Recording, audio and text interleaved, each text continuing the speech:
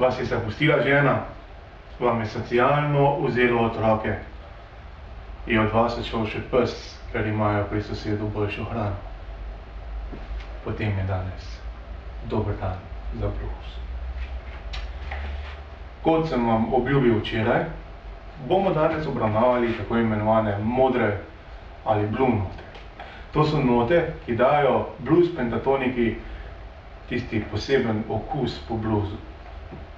Strokovno se temu reče znižana kvinta, zato ker je peti ton v lestvici znižan za pol tona. Vendar se ne potrebujete obremenjevati s tem. Vse, kar bomo danes naredili, je, da bomo lestvici, ki smo se naučili včeraj, dodali en ton. V legi, v kateri smo igrali včeraj, bomo potrebovali dva nova prijema, zato ker gre čez 2 oktavi. Da ponovimo lestvico od včeraj.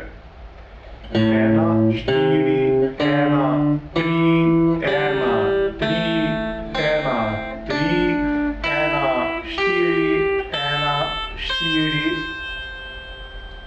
Tako. Danes bomo pa dodali modro noto in sicer tukaj. 1, 4, 1, 2, 3, 1, 3, 1, 3, 4, 1, 4, 1, 4. Vidimo, da je prišlo do razlike na drugi struni, tako imenovani A struni, in na četrti struni, tako imenovani G struni. G-string za vas, ki razumete angliško.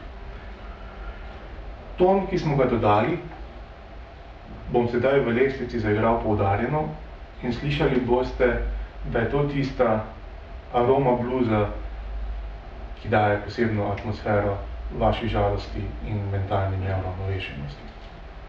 Bodite pozorni na modre tone.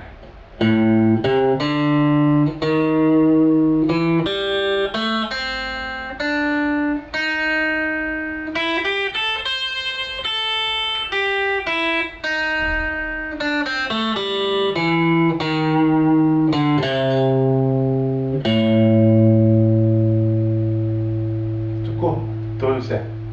Dodali smo en ton in veliko bolje zadeli bistvo samega bluesa.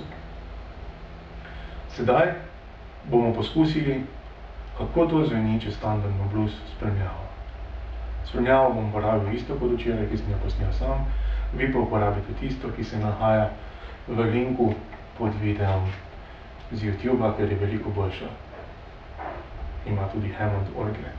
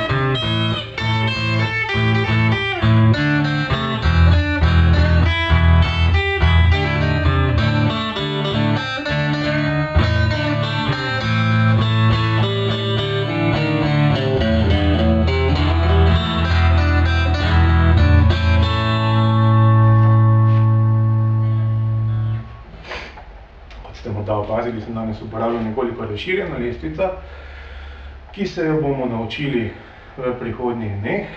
Sedaj pa še enkrat ponovimo to, kar smo se naučili danes.